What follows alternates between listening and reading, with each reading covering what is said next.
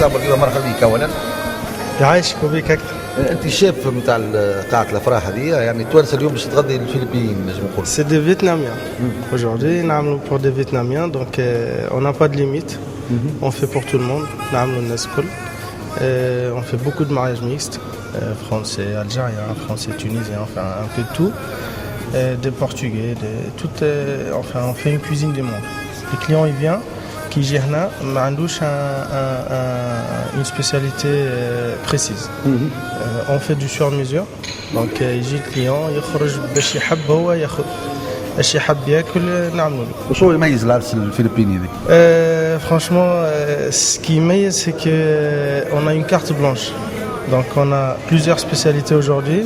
نعملوا spécialité نتاعهم, spécialité de chez eux, tout ce qui est riz, taille. Aujourd'hui leur menu c'est une salade César. فما بلا سبيسيال نتاعهم. Plat spécial نتاعهم aujourd'hui on a fait un plutôt plat puisque هي تخدم هنا. Donc تخدم هنا elle aura beaucoup de collègues parmi les invités. عندها beaucoup de collègues, tout ce qui est elle travaille à l'université donc جنسيات مختلفة. جنسيات مختلفة. Il a fallu qu'on crée un menu qui puisse satisfaire à tout le monde. Mondial, voilà. Aujourd'hui donc elle voulait une salade César pour tout ce qui est ici c'est un peu simple. خذت suprême de poulet au basilic taille curry vert et lait de coco. Ça fait un peu poulet, ça fait un peu on va dire peut-être marocain, avec les ingrédients de chez eux. Si vous voulez avoir une belle visage comme moi, n'hésitez pas d'appeler Café Saucette, Riego. Donc vous pouvez le trouver sur Facebook. Donc voilà. Publicité gratuite. Voilà. Merci beaucoup. Je suis émue en fait, je ne sais pas quoi dire. Je voudrais remercier toute l'équipe dans ce salon, la Palme. Ils sont vraiment magnifiques.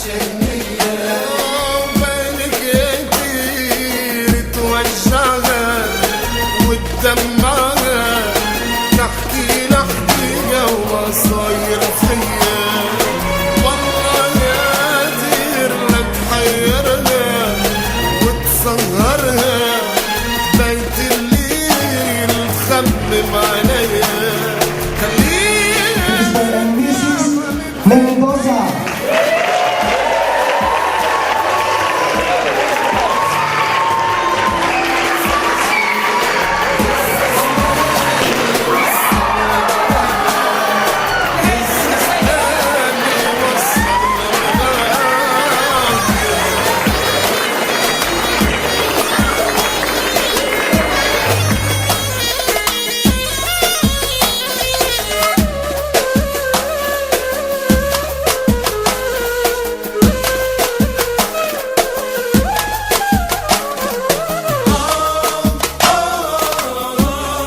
استقبلتوا الضيوف بالياسمين يظهر. وي عادات توانسة. تحاولوا العادات هذه توانسة الضيوف اللي تبرمجوا عندكم الكل يروحوا بريحة تونس هكا. واحنا بينا نشموها ديما زاد ريحة تونس. تعز علينا برشا ونحبوا ديما نتفكروها وفي قلوبنا. وتحية تونس.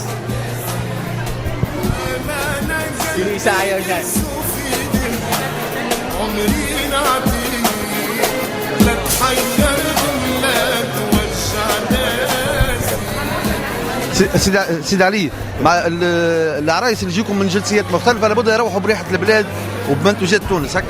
الحمد لله في هذه المناسبه هذه كانت عائله من الفلبين واحنا عندنا جميع الجنسيات، احنا نفرحوا بالناس الكل، احنا هنا اخي اخوه. اليوم قدمنا لهم هذه وقفه جت من جربه، عندنا من نابل، عندنا التاي من الصين، وعندنا الفاكهه.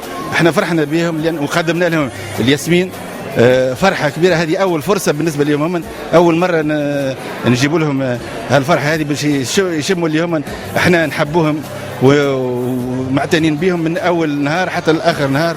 الحمد لله هي الاخت كانت فرحانه كثير بالاعتناء اللي قام به جميع الستاف نتاع الجمعيه والشركه، وإحنا دائما في راحه المواطن باش يبدا يكون، وخاصه تعتبروا روحكم سفراء للسياحه التونسيه سفراء للسياحه التونسيه. التوانسه نوروا صوره التوانسه اللي باش ما يقولوش هذا ارهاب وما ارهاب، احنا اخوه، احنا نعاملوهم معامله طيبه، نوروا لهم شكون التونسي وفرحانين. وهكذا ترى فيهم الحمد لله، انت على عين المكان وريت نفسك، عينت بنفسك وشاهدت كيفاش نتعاطوا مع الجنسيات، مع اليهود، مع المسيحيين، مع الافارقه.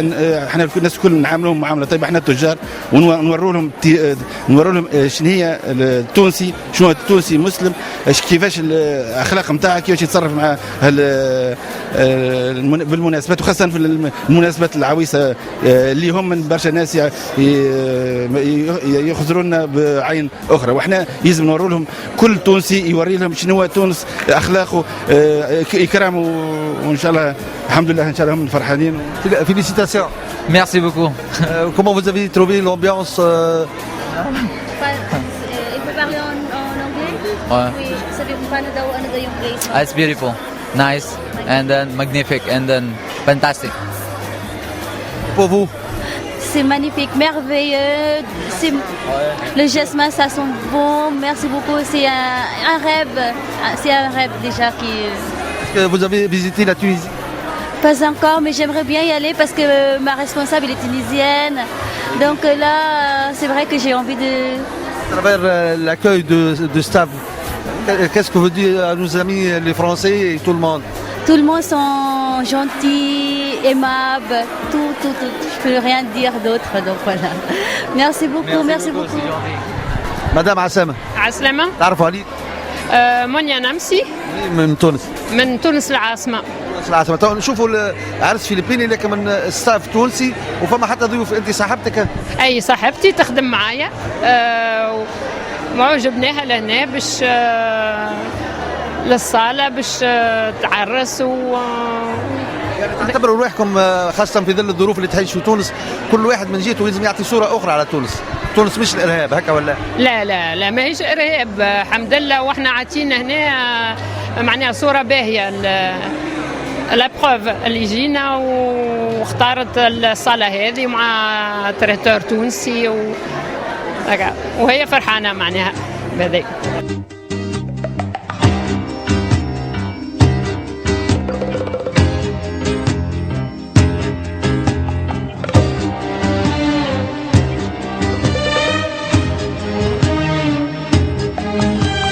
كلمة حلوة وكلمتين حلوة يا بلدي غنوة. بس دارين نجم نقولوا فما تعايش حقيقي ما بين مجموعة من الديانات والثقافات في المؤسسة بتاعك، تشوفوا حتى ستاف يعني منوع عندك. منوع الحمد لله. الأخ يوسي تعرفت عليه حوالي سنة ونصف، وأنا كنت في الميدان هذا جديد، قعدت نلوج من المنة حتى في جاري في بونتان عرفوني به، ومن وقتها قعدنا ناخذ ورد نتناقشوا منا ونشربوا في التاي، وفي الآخر والتقارب والمحبة ولينا خوت ونتعاملوا معاملة جيدة. وما عندي معناها هذه حقيقة ليست بمجاملة ليه، أخ طيب فاضل نعزه نجدو حتى ساعات يبدأ. هو يهودي يهودي سبحان الله، أوريجين ماروكان. والحاجة الأخرى ونافي لو ميم افوكا اون سي با.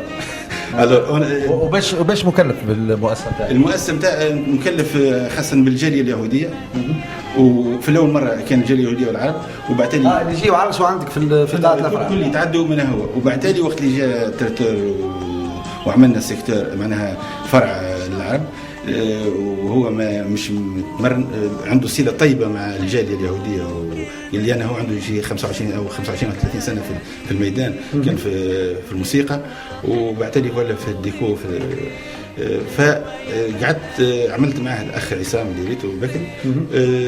الحمد لله شيء متكامل متناسق، انسجام، ما عندناش حتى اي يعني فما انسجام حضارات لا ثقافات لا ديانات. عندنا في عده افراح يهوديه حضرت، وما كنتش نتصور عندي فيه 3 ولا 4 حرفاء وصاروا اصدقاء اخوه.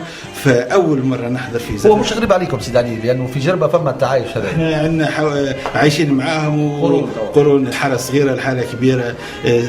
ملي صغير كانوا يجوا يخيطوا ويجوا النحاس نتاع الدقزدير عندنا صله بهم طيبه، وكانوا شادين والتوا شادين الصاغه وشادين الميادين الاخرى ونتعايشوا معاهم دائما.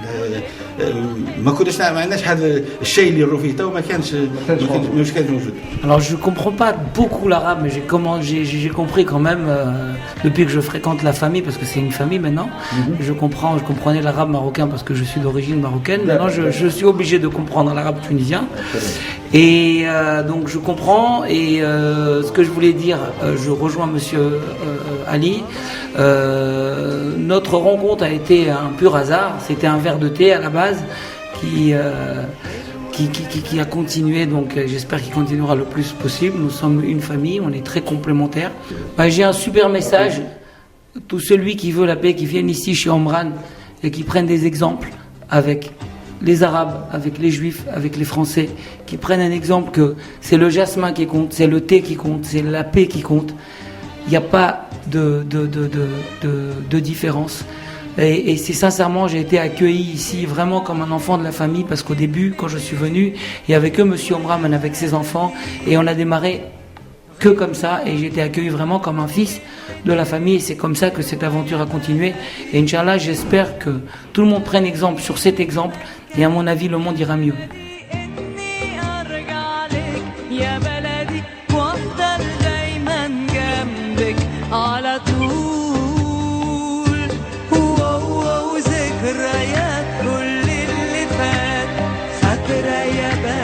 Monsieur Ali, ça a tout de suite marché correctement, ça a tout de suite marché. J'ai apporté mon savoir-faire, puisque je fais un peu partie de l'ancienne équipe IOC.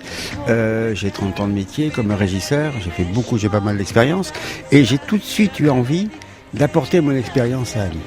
Tout de suite, ça a été sans problème. Et très attachant, tu dis, c'est les gens. Franchement, c'est les gens. Bon, j'étais un peu favorisé puisque j'étais avec des correspondants de l'école, mais c'était extraordinaire. Franchement, les gens sont très très sympas. C'est pas c'est pas une image ou une flagornerie. C'est parce que c'est vrai. Les gens sont extrêmement sympas et très très chaleureux et très très normaux. Voilà.